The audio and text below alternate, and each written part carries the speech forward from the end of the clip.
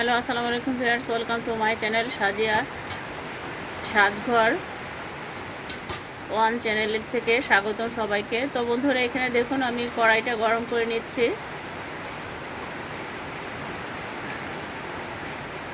গলদা চিংড়িগুলো আমরা একটু ছোট ছোট করে কেটে নিয়েছি। আমার খুব চিংড়ি মাছ ভাজি খেতে ইচ্ছে করছিল, গুঁড়া চিংড়িতে। এখন গুঁড়া চিংড়ি যেহেতু নাই, তাই বড় চিংড়ি ছোট করে কেটে নিয়েছে। আর আম্মু এখানে হচ্ছে লবণ হলুদ মাখিয়ে রেখেছিলেন প্রায় 10 মিনিটের মতন। দেন হচ্ছে এখন তেলের মধ্যে দিয়ে দিলেন। এখানে আমরা সাদা সয়াবিন তেল নিয়েছি প্রায় 8 থেকে 10 টেবিল চামচের মতন। এখন ভালো করে ভেজে নিচ্ছি।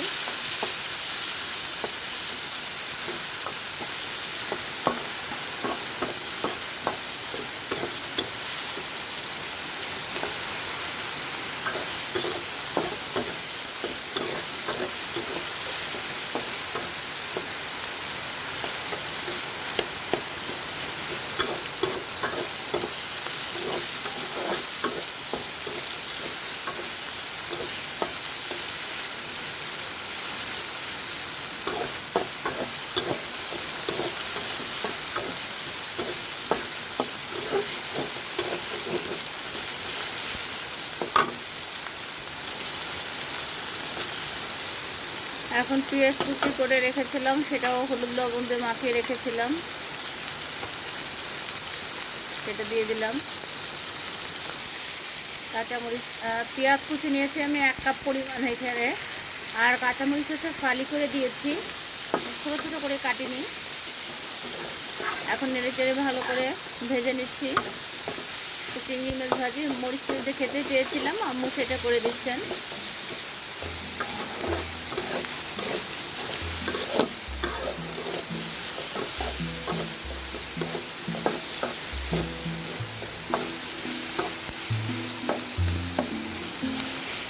পেঁয়াজটা অবশ্যই ভালো করে ভাজতে হবে, তা নাহলে কিন্তু গন্ধ বলবে, রেসিপিটা ভালো থাকবে না, নষ্ট হয়ে যাবে। এই জন্য সবসময় আমি বলি পেঁয়াজটা আপনারা ভালো করে ভেজে নেবেন।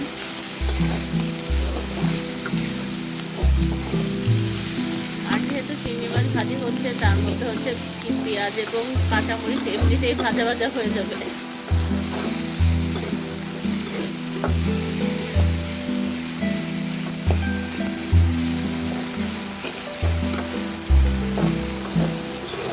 এভাবে আরও কিছু সময় ভাজতে থাকবো ভালো করে।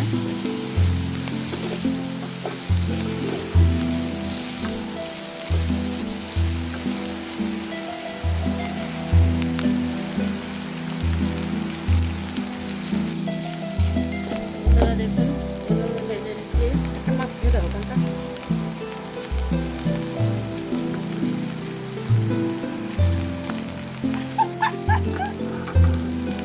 আম্মু একটা মাছ খাই দিল, আম্মু আপনি একটা নেন। আমারটা খাবো। বন্ধুরা, সে হয়েছে যদি আপনাদের পাঠিয়ে দিতে পারতাম, তাই যেহেতু পাঠিয়ে দিতে পারছি না, তাই আপনারা অবশ্যই বাসায় একবার হলে ট্রাই করবেন। আর কেমন হলো অবশ্যই কমেন্ট করে জানাতে একদমই ভুল করবেন না। চমৎকার হয়েছে মাশাআল্লাহ।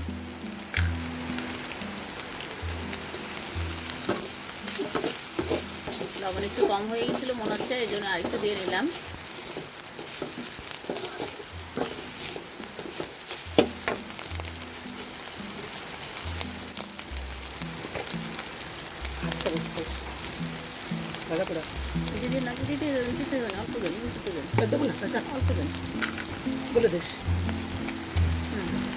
বন্ধুরা দেখুন, আমি হাফ চা চামচ হচ্ছে চালা জিরে গুঁড়ো দিয়ে দিলাম। এটা আরও একটু ঘ্রাণ হবে, খেতেও ভালো লাগবে। এই কাজটা আমার মায়ের শুধু করে, আমি অন্য কারো রেসিপিতে এরকম কখনো দেখিনি যে চালা জিরে গুঁড়োটা দেয়, শুধু আমার মাই করে।